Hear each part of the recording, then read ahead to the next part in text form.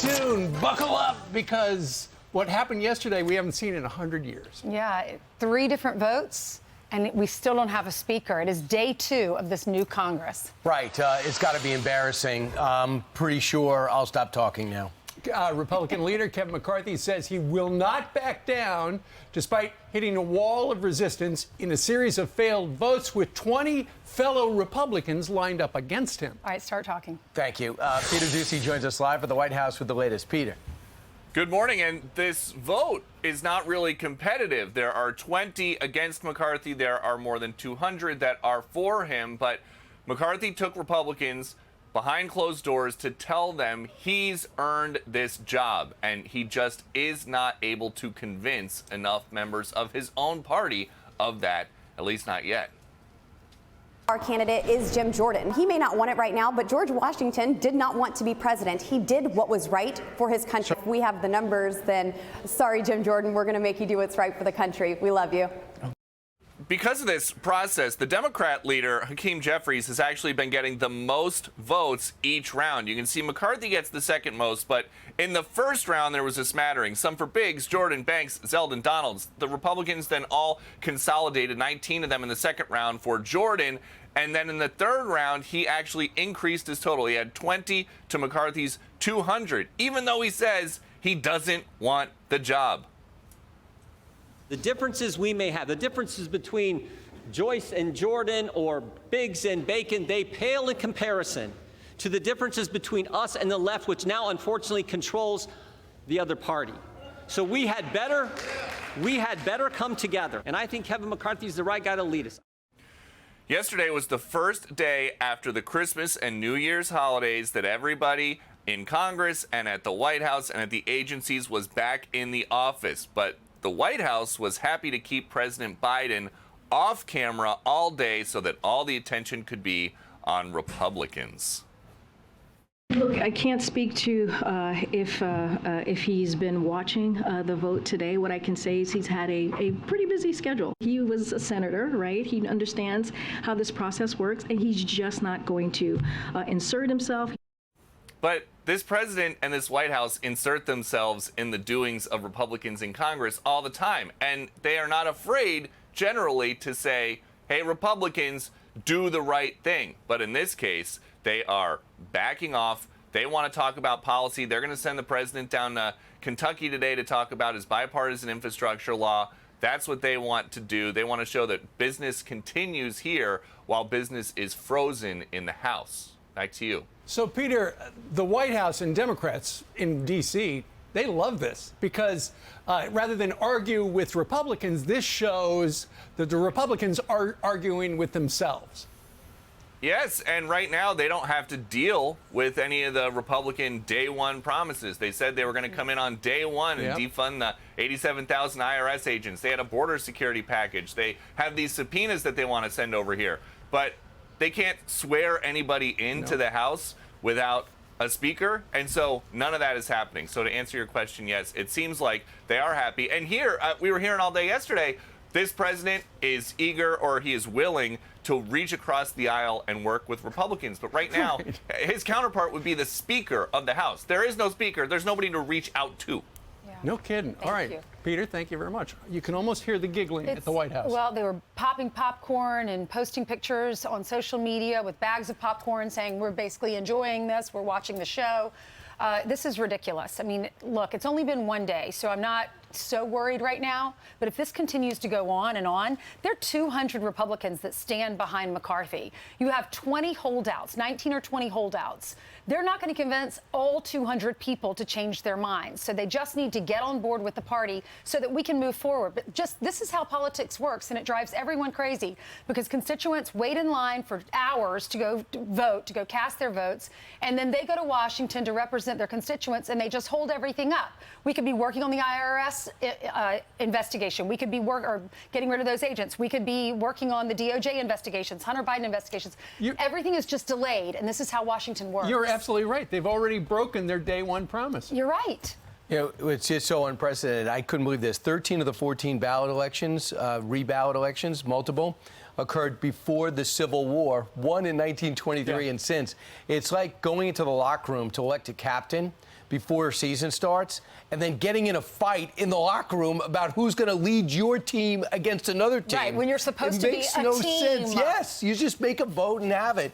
So that's where we stand right now. I guess Kevin McCarthy never And the games can't be played until you choose your captain. Exactly. In this situation. Exactly. And with, you know, this is what do they? The New York Post called them saboteurs, the Republican saboteurs, being led by the House Freedom Caucus. And before the voting started, their plan was to coalesce around their backup candidates were going to be Steve Scalise and Donald Trump. Those are the two names being mentioned. But then in that first round, Jim Jordan got 6 votes. So he doesn't want it. So because they don't have a plan on the other side, they said, oh, he got 6. Let's see how many he can get. So then they coalesced around Jim Jordan. We understand that overnight, last night, Kevin McCarthy sent his emissaries, some other members of Congress, over to talk to the 20 saboteurs, essentially. And they had some back and forth for a couple of hours trying to figure out how to get them to a yes. And after 2 hours, nothing's been decided. But I saw the pizza roll in on a cart. It's just a big... Maybe they're just doing it for the 3 food. dozen, I right, think. He yeah, ordered. 3 dozen. I think at that point you just say cheese. You don't ask people what you want on it, right? You just say, we're ordering pizza. If it's Washington, I would imagine there's a lot of bologna on it. Absolutely. So apparently McCarthy ordered these pizzas afterwards so that they could discuss ways to get around this and try to come together today at noon. Right, but here's the thing. If you pick Jim, just how insincere the insurrectionists are, I probably shouldn't use that word, the people that don't want to vote for Kevin McCarthy. They would disagree with that Saboteurs. word. Saboteurs. Saboteurs.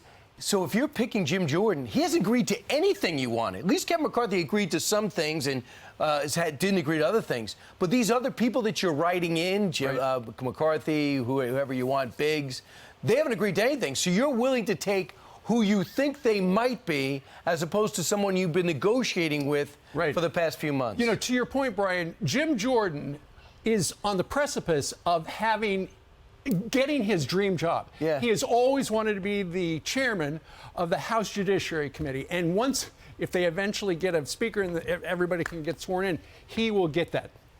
But the problem is with the House Freedom Caucus, remember, they're the ones who, for the most part, forced out John Boehner. 2015. And 2017. And then what happened was Kevin McCarthy tried to get elected, and it didn't work out. And so then after that, they wound up with a consensus candidate, and that person was Paul Ryan. So is that going to happen again this time? We don't exactly know, but stay tuned. Well, we've been saying Nancy Pelosi goes in there and she gets to become the speaker, and she says, but I don't want this motion to vacate. I want to keep my job. Even if you're not happy with me, I want to keep this job. They all voted for her. They always did. Then when she says, you know, it's time for the younger people to have leadership roles, they all get leadership roles. The Democrats get behind them and they support it.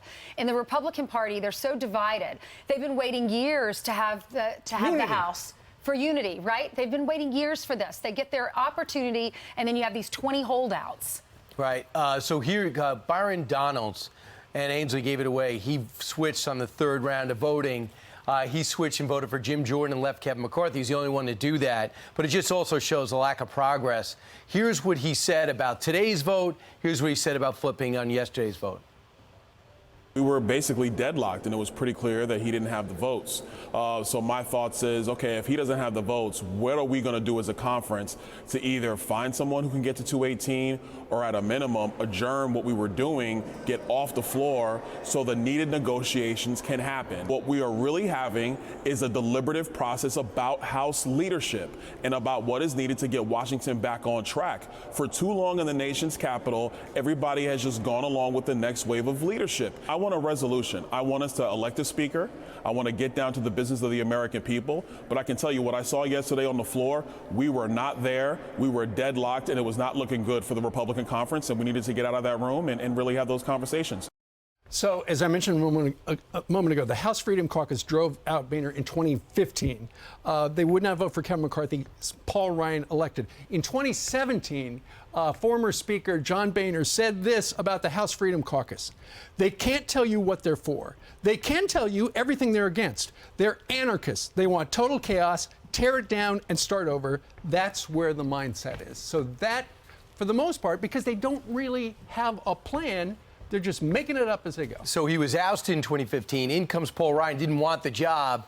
but there was some compliance there because Kevin McCarthy had misstated something as it went to the Benghazi investigation on Hillary Clinton. So he was somewhat vulnerable to stepping aside. He has made no mistakes this time. In fact, he spent the last few years just campaigning for people and raising money for people. That's why he said, I deserve this, which didn't really resonate too well. And by the way, Matt Gaetz goes up and says, I think he should be out. He's squatting in the Speaker's office. He spoke to That is just petty. Yeah, I mean, come on. The cart. You're not taking it on Nancy Pelosi. You're taking it on someone in your own party. He said we need to kick McCarthy out of the office because he's already moved into the Speaker's office. And then I was watching on social media, he was talking with AOC. They were having words.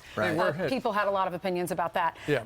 I'm Steve Ducey. I'm Brian Kilmeade. And I'm Ainsley Earhardt. And click here to subscribe to the Fox News YouTube page to catch our hottest interviews and most compelling analysis.